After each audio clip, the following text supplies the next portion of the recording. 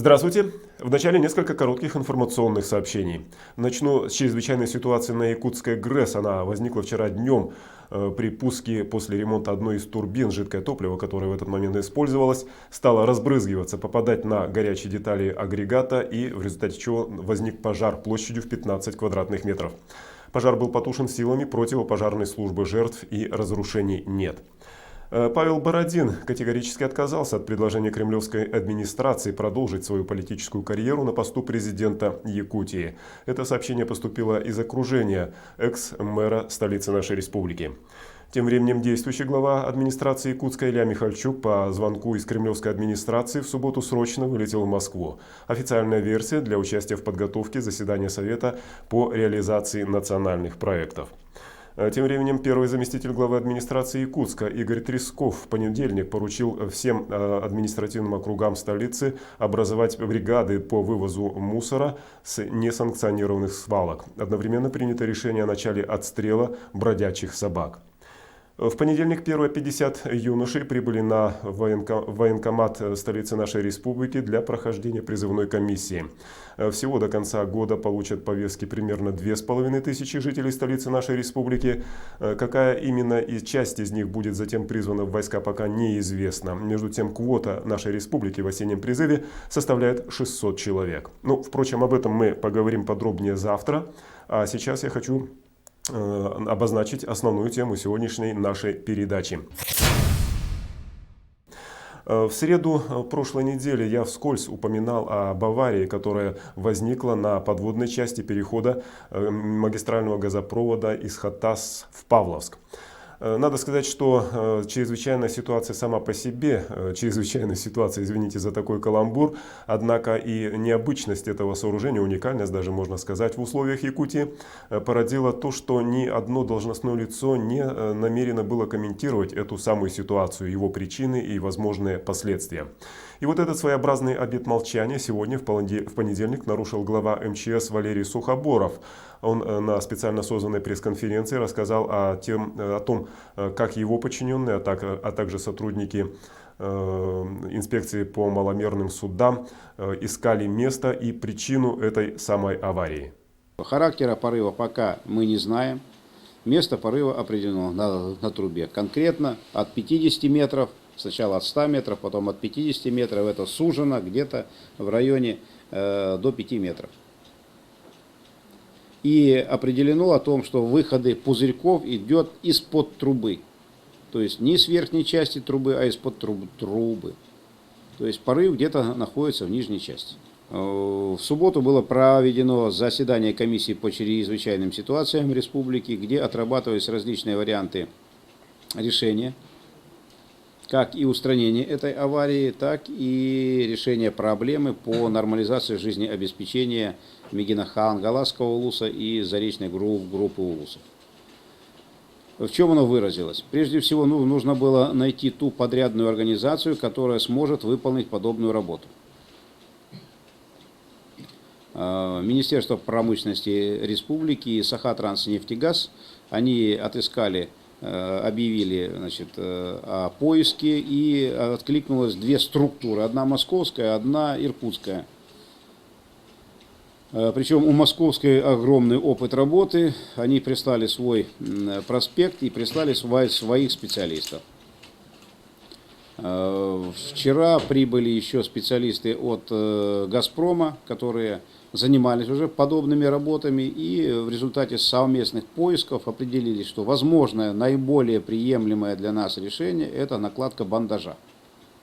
То есть что такое бандаж? Это вот труба, на нее нужно одеть какой-то бандаж, который закроет эту всю свищ этот или трещину внутри, и она будет настолько герметична, что выхода газа из-под этого бандажа не будет. Что это такое? Это прежде всего две полуокружности, трубчатые, со стяжными болтами, и герметичные вставлены сальники. То есть они вот так одеваются. Сначала одна подводится, затем накладывается вторая, но они должны вот так быть. И стягиваются соответствующими болтами конструкция. Второе предложение было это провести сварку. Но для этого нужно вакуумный колокол, который нужно сначала найти, потом нужно будет довести до необходимых требований. Это, в принципе, можно сказать, что нереально для наших условий. Откачать оттуда воду, затем запустить туда водолазы, чтобы водолаз провел сварные работы. Определились на первом, на накладке бандажа. Значит, после вчерашнего осмотра определились по техническому решению, каким образом производить работы. Ведь скорость течения очень сильная, и по инструкциям даже эта скорость течения не позволяет работать водолаз. Для того, чтобы можно было работать, необходимо сделать плотину. Из железобетонных блоков выстилаться будет плотина. Размеры ее будут определены, но это будет конструкция где-то от 50 до 100 метров по протяженности. Такой волнорез, который после себя будет иметь определенное место, где скорость течения должна быть снизена до 1,5 метра в секунду. Тогда можно спокойно работать в этих условиях. Есть еще и второе, может быть, послабление, но оно должно произойти не так быстро, как построить дамбу, а где-то в течение месяца-полутора. То есть идет планомерный спад воды. Выше по течению от этого места порыва обнаружена в непосредственной близости обнаружена оголяющаяся песчаная коса. Если она выйдет и песчаная коса будет видна, то тогда получится так, что это будет естественная дамба. И за песчаной косой скорость течения будет меньше. То есть водолазы могут работать. Но когда это будет? Каким образом произойдет спад? Быстрый или будут опять идти дожди? Это мы не знаем. Теперь, каким образом обезопасить население от нормального вступления в холода и нахождения населения в комфортном состоянии? В решении комиссии по чрезвычайным ситуациям там принято решение таким образом, что до 5 числа этого месяца подготовить все котельные для перевода на жидкое топливо, на нефть. Запасы, это все вполне реально, никаких вопросов к этому нет. Запасы нефти позволяют, там 17,5 тысяч тонн находится на нефтебазе с той стороны, что позволит работать нормально на этой нефти где-то около 3 месяцев. А работа по восстановлению трубы, где-то должна растянуться не более 1 месяца. Поэтому вполне достаточно для того, чтобы отработать сейчас вот до наступления основных холодов на топливе, затем перейти опять на газ и нормально существовать в течение зимы. Вот та обстановка и то развитие ситуации, которое произошло и происходило вот в течение последних 5 дней. Частники как питались газом, так питаться газом и будут. Значит, принцип здесь вот в чем. Основными потребителями являются котельные. Если котельные вместе с частниками в течение от 3 до 5 суток могли полностью израсходовать весь этот газ, который находится в баллоне. То есть что такое? Труба — это тот же баллон. Его подали, закачали, она находится под давлением, постепенно разбирается частниками и котельными. Затем опять порцию туда добавляют, поддерживают давление. Если мы убираем котельные, то частники могут спокойно существовать в течение всей зимы. Валерий Ильич, а если накладывают бандаж, то значит, что никто никогда причину уже не узнает, что там произошло все-таки? Нет, мы сфотографируем, что там такое. В чем причина, какой разворот, как специалисты снимут это все, они все посмотрят. Есть фотографии, как мы видели это все, а то, что сейчас уже изменяется. Теперь для того, чтобы все увидеть, специалисты Сахатранснефтегаза, они сделают сброс давления. Если сейчас было давление 10 килограмм, то снизили его до 9. А для того, чтобы нормально работать и проводить все эти работы, нужно сделать давление где-то не выше 3.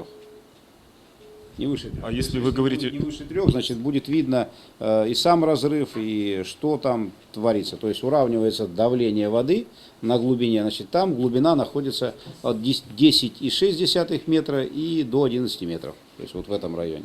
10,6-11 метров. То есть давление до 3, оно как раз будет урегулироваться, сбалансировано, что газ оттуда выделяться либо будет малыми порциями, либо вообще не выделяться. То есть видимость будет нормальная, и можно будет определить, в чем причина. Но это не наша задача, это задача уже непосредственно технических экспертов, которые будут дальше разбираться по этой аварии.